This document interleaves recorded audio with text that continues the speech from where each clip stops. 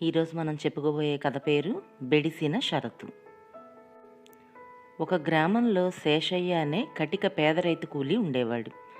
అతను పొలం పనుల్లో ఎంత కష్టపడి పనిచేసినా బొటాబొటిగా సరిపోయేదే కానీ వెనకేసుకునేందుకు ఏమీ మిగిలేది కాదు. అందుకని శేషయ్య పట్నం వెళ్ళి కష్టపడి పనిచేసి కొంత డబ్బు మిగిల్చుకుని తన ఊళ్ళో కాస్త భూమి కొనుక్కుని స్వతంత్రంగా బతుకుదామనుకున్నాడు. శేషయ్య పట్నం చేరి కనపడ్డ వాళ్ళనల్లా పని అడిగాడు, కానీ ఎవ్వరూ ఇవ్వలేదు. ఏం చేయడానికి పాలుపోక ఒక దుకాణం ముందు కూర్చున్నాడు. దుకాణదారైన శెట్టి బయటికి వచ్చి, ఎవర్రా నువ్వు అని శేషయ్యని అడిగాడు. తనది పలానా గ్రామమని, పని కోసం పట్నం వచ్చానని, ఎక్కడా దొరకలేదని శేషయ్య చెప్పాడు. ఆ శెట్టికి పనివాడు కావాలి, కానీ ఆయన పెట్టే నిబంధనలకు తట్టుకోలేక కుదిరిన పనివాళ్ళంతా వెళ్ళిపోతూ ఉంటారు. ఈ పల్లెటూరివాడు అమాయకుల్లాగా ఉన్నాడు, కొంతకాలమైనా నిలకడగా ఉంటాడేమోనని శెట్టికి అనిపించింది. ఒరే అబ్బి, మాకు ఇంటి పని దుకాణంలో పని చేయటానికి మనిషి కావాలి, నిలకడగా ఉండి ఓ సంవత్సరం పాటు పనిచేస్తావా అని శెట్టి అడిగాడు.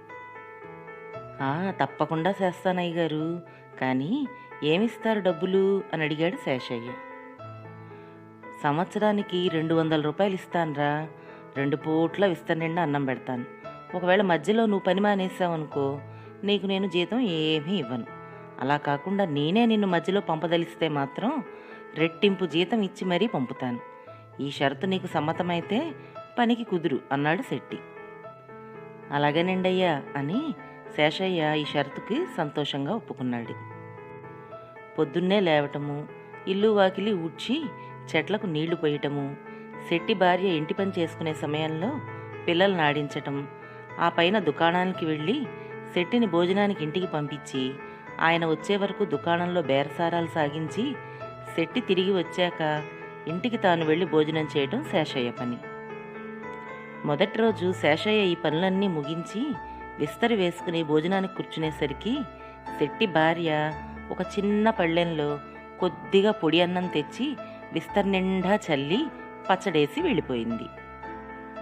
శేషయ్య అన్నాన్ని చూసి నిర్ఘాంతపోయి మళ్ళీ అన్నం అడగడానికి సిగ్గువేసి ఆ అన్నం అంతా ఊడ్చేసరికి 2-3 ముద్దలు మాత్రమే అయింది. అయినా సరే అదే తిని తిరిగి పనిలోకి వెళ్ళిపోయాడు.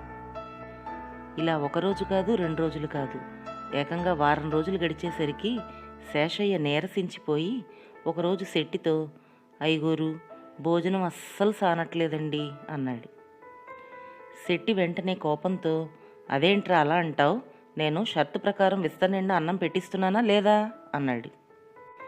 కాదయ్యగోరు, అమ్మగారు గుప్పెడన్నం తెచ్చి దాన్నే విస్తరనిండా చల్లుతున్నారండి, అది విస్తరంతా అన్నం ఎలా ఇద్దండి అన్నాడు శేషయ్య.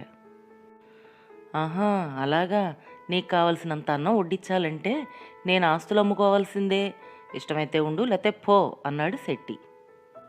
శేషయ్యకు శెట్టి మీద చాలా కోపం వచ్చింది. షరతు ప్రకారం ఏం చెయ్యాలో నిశ్చయించుకున్నాడు. తెల్లవారుజామునే లేచి ఇటు అటు ఊరికే ఊడ్చినట్టుగా ఊడ్చేసి అంట్ల గిన్నెలను సొట్టలు పడేసి మసి వదలకుండా తోమాడు. తర్వాత పిల్లల్ని ఆడించడానికి బాగా దూరం తీసుకువెళ్ళి వాళ్లను గతుకుల నేలల్లో పరిగెత్తనిచ్చాడు. చిన్నపిల్లవాడు పడిపోయి ఏడుస్తుంటే పిల్లల్ని ఇంటికి తీసుకువచ్చి, అమ్మగోరు, పిల్లలు ఏడుస్తున్నారు చూడండి అని చెప్పాడు. అయ్యో, నా చేతుల్లో పని కాలేదురా, ఇంకా కాసేపు పిల్లల్ని ఆడించు అంటూ శెట్టి భార్య పిల్లలకు ఏదో తినుబండారాలు ఇచ్చి పంపింది. శేషయ్య వాళ్ళని అవతలకి తీసుకుపోయి వాళ్ళ చేతుల్లో ఉన్న తినుబండారాలన్నీ తానే తినేశాడు. తర్వాత పిల్లల్ని శెట్టి భార్యకు అప్పగించి దుకాణానికి వెళ్ళి శెట్టిని భోజనానికి ఇంటికి పంపించి కొట్లో కూర్చుని అక్కడ తినదగినవన్నీ తలా కాస్త నోట్లో వేసుకుని దుకాణానికి వచ్చే బేరగాళ్లకు తక్కువ ధరకు ఎక్కువ వస్తువులు ఇచ్చి పంపించసాగాడు. శెట్టి భోజనం చేసి ఇంటి నుంచి దుకాణానికి రాగానే శేషయ్య ఇంటికి వెళ్ళి 3 విస్తరాకులు కలిపి ఒక పెద్ద విస్తరిగా కుట్టి తెచ్చి భోజనానికి కూర్చున్నాడు. శెట్టి భార్య ఆ విస్తరి చూసి ఆశ్చర్యపోయి ఏమీ అనలేక విస్తరి నిండా అన్నం రాల్చింది. శేషయ్య ఆ అన్నం తిన్నంత తిని మిగిలింది వీధిలో కుక్కలకు వేశాడు. ఆ సాయంకాలం శెట్టి భార్య శెట్టితో శేషయ్య విస్తరి మాట చెప్పింది. ఆ రాత్రి శెట్టి శేషయ్య భోజనానికి కూర్చున్నప్పుడు, ఏరా, ఈ విస్తర సరిపోతుందా, ఇంకొంచెం పెద్దది తెమ్మంటావా? ఇంత పెద్ద విస్తర నిండా అన్నం పెట్టం మేము అన్నాడు. అయ్యా, మీరు చెప్పిన షరతులో ఇస్తరాకు పెద్దదా చిన్నదా అనే మాట లేదు కదా, కావలిస్తే నలుగురిని పిలిచి అడగండి అయ్యా అన్నాడు శేషయ్య. నలుగురికి ఈ విషయం తెలిస్తే తనకు చిన్నతనంగా ఉంటుందని శెట్టి ఏమీ మాట్లాడకుండా ఊరుకున్నాడు. అలాగే శేషయ్య తోటలో మొక్కలకి నీళ్లు పోసేటప్పుడు ఒక చిన్న లోటాతో పోయసాగాడు నీళ్లు. అందుచేత నీరు చాలక తోటంతా క్రమంగా ఎండిపోయింది. చెట్లు ఎండుమొహం పట్టాయి, నువ్వు నీళ్లు పోయటం లేదా అని యజమాని అడిగితే శేషయ్య మొక్కల మొదళ్లలో తడిని చూపించాడు. శేషయ్య చేసే పనులు చూసి శెట్టికి చాలా విసుగొచ్చింది. కానీ అతన్ని పంపించాలంటే నెలైనా పూర్తి కాకుండానే 400 రూపాయలు ఇచ్చుకోవాలి. అందుచేత శెట్టి ఏమీ మాట్లాడకుండా ఊరుకున్నాడు. ఇంతలో శెట్టి బావమరిదికి పెళ్లి సంప్రదింపులు జరుగుతూ ఉంటే అత్తవారి ఊరి నుంచి పిలుపొచ్చింది. శెట్టి తన వెంట శేషయ్యను కూడా బయలుదేరదీశాడు. శెట్టి భార్య తన భర్తకేమో కుడుములు చిత్రాన్నము మూటగట్టి శేషయ్యకు మాత్రం పాపం పచ్చడన్నం కట్టించింది. ఇద్దరూ పొద్దున్నే బయలుదేరారు. శెట్టి గుర్రం సవారీ చేస్తుండగా శేషయ్య కాలినడకన వెనకగా బయలుదేరాడు. కానీ వెనకగా వస్తున్న శేషయ్య శెట్టికిచ్చిన మూటలో నుంచి కుడుములన్నీ తినేశాడు. మధ్యాహ్నానికి వాళ్ళు ఒక చెరువు వద్దకు చేరారు. శెట్టి కాళ్ళు చేతులు కడుక్కోవడానికి వెళ్ళినప్పుడు శేషయ్య శెట్టి మూట విప్పి గుర్రం ముందు వేసి ఎటో చూస్తూ నిలబడ్డాడు. శెట్టి తిరిగొచ్చి, అయ్యో అయ్యో పాడుగుర్రం, నా కుడుములన్నీ తినేసింది అని దిగులు పడ్డాడు. పోన్లేండయ్యా, నా మూటలోంచి ఇద్దరం సద్దన్నం తిందాం అన్నాడు శేషయ్య. ఓరి అప్రాచ్చుడా, అదేలారా నేను తినేది, అది నువ్వు తినాల్సిందిరా అని చెప్పి శెట్టి శేషయ్య మీద చిర్రుబుర్రులాడాడు.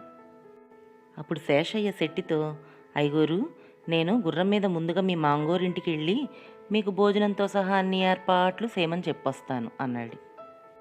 శెట్టి సరేనన్నాడు. శేషయ్య గుర్రం మీద శెట్టి మాంగారింటికి వెళ్ళి శెట్టి మామగారితో, మా ఐగోరు వస్తున్నారండి అయ్యా, ఆయనకి కొద్దిగా పేణం బాలేదు, పత్తెంగా ఉన్నారు, పాత కొర్ర బియ్యం అన్నము పాత చింతకాయ పచ్చడి తింటారు, మీ మాట తీసేలాగా వస్తున్నారు కానండి అయ్యా, ఆయన వచ్చే పనిలో లేరు అసలు, ఈ మాట చెప్పమని నన్ను పంపారు అని చెప్పాడు. శెట్టి మామగారు ఈ వార్త విని చాలా బాధపడ్డాడు. ఆయన శేషయ్య వెనక్కి తిరిగి వెళ్ళి శెట్టిని కలుసుకుని, మీ మాంగోరింటికాడ మీకోసం బ్రహ్మాండమైన ఏర్పాట్లు చేస్తున్నారండి అయ్యా అని చెప్పాడు. శెట్టి మామగారిల్లు చేరగానే అందరూ ఆయన ఆరోగ్యం గురించి అడిగేవారే. అదేమీ అర్థం కాక శెట్టి మౌనంగా ఉండిపోయాడు. తర్వాత భోజనానికి కూర్చుంటే కొర్ర అన్నము చింతకాయ పచ్చడి వేశారు. అదేంటో శెట్టికి అర్థం కాలేదు, కానీ ఆకలి మీద ఉండి అదే తినేశాడు. ఫలితంగా ఆ రాత్రి శెట్టికి కడుపులో గుడగుడలు ఆరంభమయ్యాయి. అతిసారం చేసి నీరసం పట్టుకుంది. శేషయ్య పక్కనే ఉండి, రాకరాకింటికొచ్చిన అల్లుడికి వీళ్ళు చేసే మర్యాద ఇదేనా అండయ్యా అని చెప్పి బాగా ఎక్కించాడు. శెట్టికి బాగా పౌరుషం వచ్చి వచ్చిన పని చూడకుండా మామగారింట ఎవ్వరికీ చెప్పకుండా ఇంటికి బయలుదేరాడు. ఇంత చేసినా శేషయ్య కడుపు మంట చల్లారలేదు.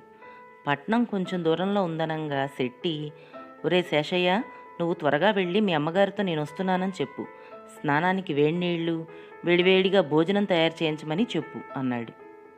శేషయ్య సరేనని పరుగు పరుగున శెట్టి భార్య దగ్గరికి వెళ్ళి ఏడుస్తూ, అమ్మగోరు అమ్మగోరు, ఐగోరికి ఏదో గాలి సోకిందమ్మా, మీరు ఆయన్ని సీపురు కట్టతో కొట్టాలట అని చెప్పాడు. శెట్టి భార్య చేసేది లేక సరేనంది. తిరిగి శేషయ్య లబోదిబోమంటూ శెట్టిని కలుసుకుని, ఐగోరు ఐగోరు, ఏం చెప్పమంటారు, మనం బయలుదేరగానే అమ్మగారికి ఏదో గాలి సోకిందంటండి, ఇల్లంతా అల్లకల్లోలంగా ఉంది, మీరొచ్చి ఆవిడ్ని సీపురు కట్టతో కొడితే గాని దెయ్యం వదిలిపోదుట అని చెప్పాడు. శెట్టి ఆ మాట నమ్మి ఇంటికొచ్చి తన భార్యను చీపురు కట్టతో కొట్టసాగాడు. ఆమె కూడా తన భర్తను చీపురు కట్టతో కొట్టసాగింది.